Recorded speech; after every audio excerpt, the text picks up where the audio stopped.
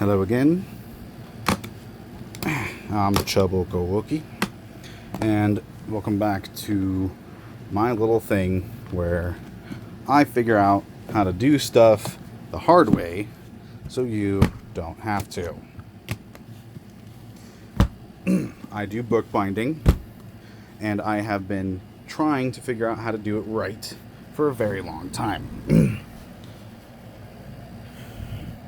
Bookbinding involves working with leather, so I have another video on here that also goes over skiving leather. I have another video on here that goes over dealing with sewing machines.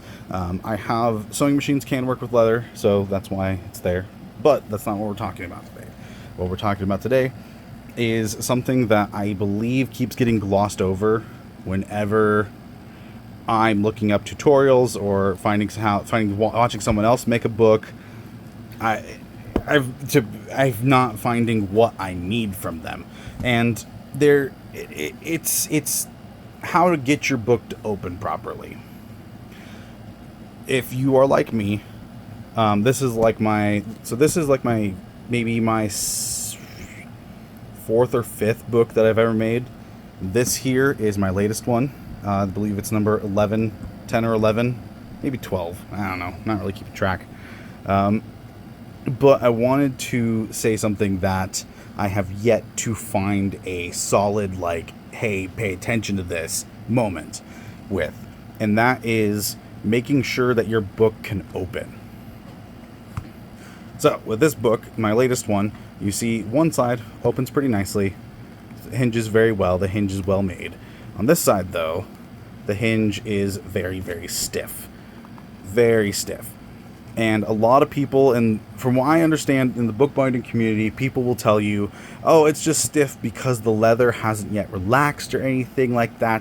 Like it needs to relax a little more, and give it time and it will stretch. No, it won't. It won't. I know it won't. And the reason why is because my joints here are not lined up with the shoulder properly on this side. On this side here, I believe it's better. I think it's more pronounced on this end. On this side here, and this is me talking to people who already are trying to get into bookbinding and are beginners, or like intermediates, people who know what I'm talking about when I say shoulders, people who know what I'm talking about when I say a hinge, people who know what I mean. So I'm not here to train you on how to do bookbinding. I'm here to help you along. It's like I'm in the same class as you, and I'm like, oh, I understand this.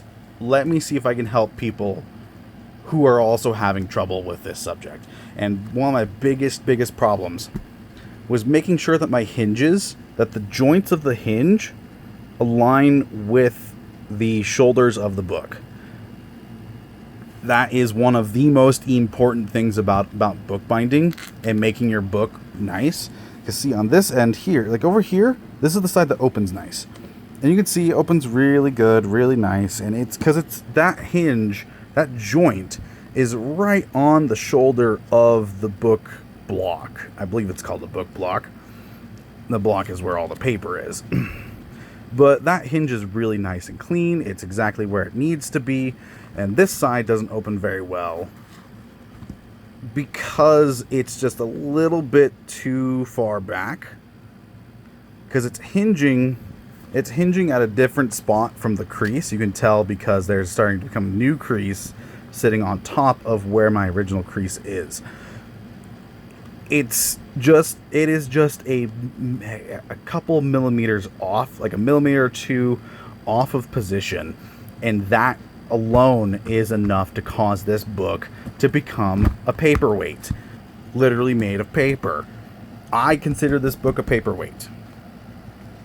We're not going to get into how glorious it is I finished a book. This, to me, is a piece of junk because this is pissing me off. This is going to go on the shelf as a learning tool rather than something that I actually use because it makes me mad. The reason why I brought this book is because this is an earlier book. This is a new problem for me not putting the joint in the right spot. And I was trying to figure out why I was having a big problem because this book opens just fine. It opens just fine. It was one of my first books. This one opens very well.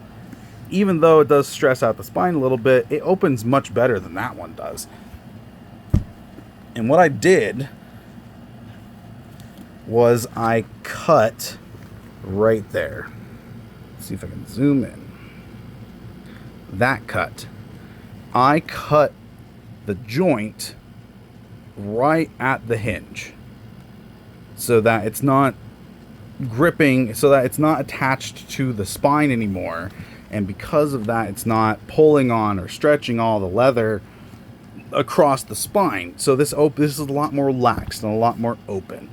I have personally yet to find a good reason to not cut the spine, cut the joints, and except for that, it's kind of hard to make it look even and nice.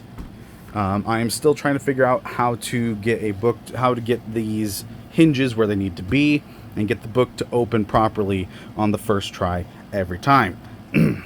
I do not recommend, again, I'm not here to teach you. I do not recommend cutting it here at these hinges, but I would consider this a beginner mistake, but I'm not sure why yet.